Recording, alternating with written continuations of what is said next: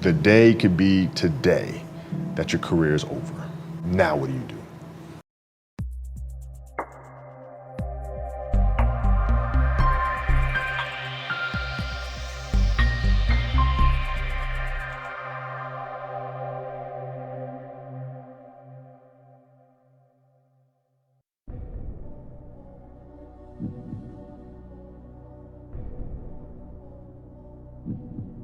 I think the definition of greatness is to inspire the people next to you. I think that's what greatness is or should be. It's not something that lives and dies with one person. It's how can you inspire a person to then in turn inspire another person that then inspires another person. And that's how you create something that I think lasts forever. And I think that's our challenge as people, is to figure out how our story can impact others and motivate them in a way to create their own greatness. There's a quote from one of my English teachers at Lower Merion named Mr. Fisk. He had a great quote that said, "Rest at the end, not in the middle." And that's something I always live by. I'm not going to rest, I'm going to keep on pushing that. There are a lot of answers that I don't have, even questions that I don't have. But I'm just going to keep going. I'm just going to keep going, and I'll figure these things out as we go, right? And you just continue to build that way. So I try to live by that all the time. And what brings you the most joy right now? Being with my family. Really? That is the most fun.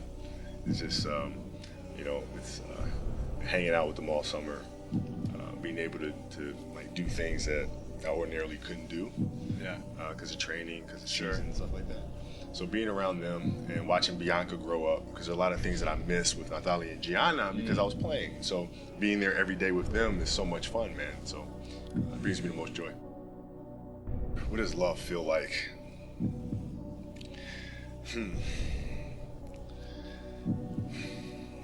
Happiness is such a... I think I would describe love as happiness. I think I'd describe it as a beautiful journey. It has its ups and downs, right? Whether it's in marriage, whether it's in the career, things are never perfect. But through love, you continue to persevere and you move through them. And then through that storm, beautiful sun emerges. Yeah. Right? And inevitably another storm comes. And guess what? You ride that one out too. Yeah. So I think love is a certain determination and persistence to go through the good times and the bad times with someone or something that you truly love. My parents were great. Growing up, they instilled in me the importance of imagination, of curiosity, and understanding that, okay, if you want to accomplish something, I'm not just going to sit here and say, yes, you can do whatever you want. Yes, you can, but you have to also put in the work to get there, right? So they taught me that at a really early age. And when you grow up as a kid thinking that the world is your oyster, all things are possible, until you do it, you grow up having that fundamental belief. My mom was there on a daily basis.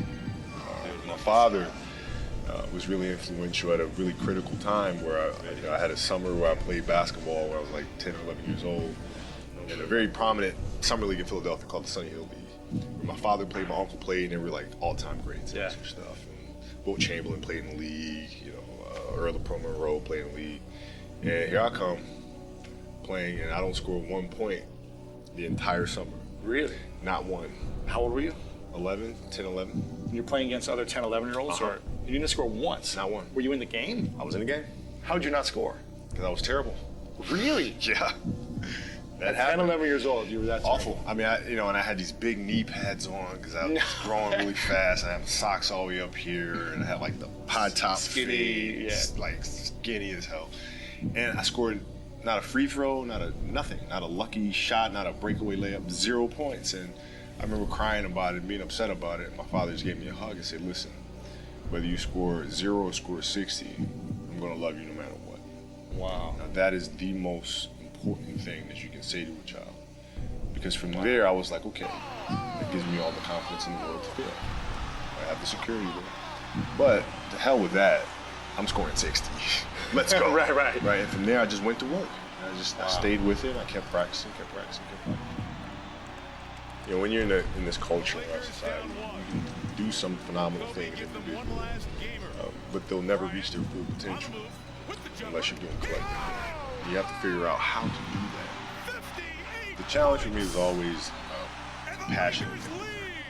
I think about 2009 things started changing for me. I started really making a conscious effort to better understand. And that doesn't mean you have compassion and empathy so you go soft with them. It's more like you put yourself to the side and you put yourself in their shoes and understand what they're feeling.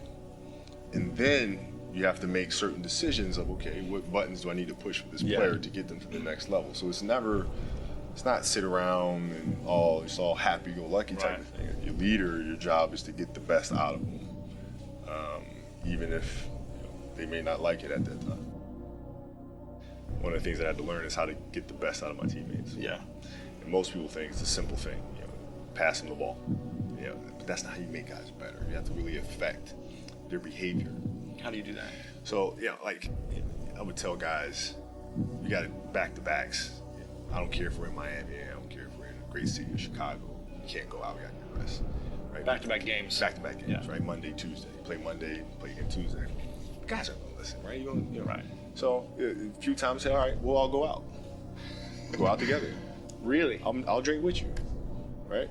But the next morning, I'm banging on your door at 5 in the morning. Let's go. They're not getting Where are we that. going?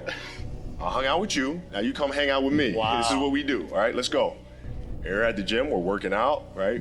We hit the bus. We go to practice. We play that night. And they're dead. And they're dead. And they're like, oh, lesson learned. Really? Lesson So learned. take them out once. Listen, if you're going to do that. But don't let that compromise what we're here to do. Right. This is why we're here. This is why you're here in the first place. What does losing feel like to you? It's exciting. Why is it exciting?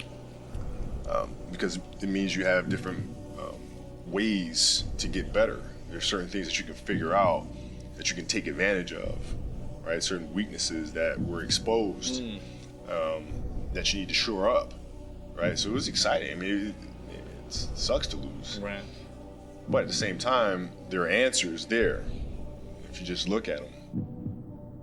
I'll give you an example. So Katie Lou Samuelson is one of the best college basketball players in the country. She plays at UConn. She's going to be a senior. And they just had a really tough season last year where they lost to Notre Dame in the final. And so I asked her, I said, have you watched the Notre Dame game? She was like, no. I said, well, why not? She said, I don't want to watch that. I said, I know you don't, but you're going to play Notre Dame this year, yeah? Yeah. There's a chance that you see him again in the final. I said, well, you'll probably see him again. I said, well, you can't show up and play them without knowing why you lost that one, right? So, the mistakes that you've made in that game, you have to do the hard stuff and watch that game and study that game to not make those mistakes over and over again just because you weren't brave enough to face it. So she came down to the office. I brought her down to the office and we sat down, we watched that game together. Wow. Right? And you gotta deal with Face it. You gotta deal with it. Face it, learn from it. When you play for 20 years, I played for 20 years, you reach a certain level, you're like, okay, wait a minute, I have to start again at the base of a mountain and try to climb the top of this mountain. First of all, what mountain am I climbing? I don't even know, like, what the hell am I gonna be doing? And it's very scary. It's very scary. Even for you? Oh, absolutely. Absolutely. And the thing that helped me actually was hurting my Achilles, because that forced me to sit there and say, okay, the day could be today that your career is over. Now what do you do? You have these ideas about doing something with your life after basketball, but what if today is the day that's it? Now what do you do? So I had all this time sitting there with my Achilles injury and contemplating and thinking, and I said, I better get to work. Wow. That was that. The mentality book is really about process and craft. I've broken the book up into two sections. And process is really about the process of preparing, through injury, recovery, studying of the game. And then the craft is the actual performance and the tactics. And so a lot of things that I learned through the game were through photos. You can look at a photo and see like a player making a move, and look at the angle of his feet, look how he's using his hands on defense, and I can really break down things to the smallest detail through that. And that's what you'll see in this book. I mean, it's really a basketball Bible. You'll see how I break things down, like how I'm looking at things to the smallest of detail. Yeah. And that's the best way to understand how to have that kind of mentality, is to ask questions then find answers, and then that leads to more questions, and you find more answers, and that's what the book is. So how can we teach our children what it means to work hard? Well, you do it through training, right? So when I get up in the morning, my daughter goes with me. 4 a.m.? 4 a.m. My 15-year-old goes with me. She goes with me before school, and it becomes a daddy-daughter thing. That's cool. She just got a permit, right? So she drives in the morning. It becomes a cool thing, right? But through that process, she understands the value of hard work and things taking time. And the same thing with my 12-year-old, right? She practices every day, right? And so it's through those behaviors is where I find the motivation to do it.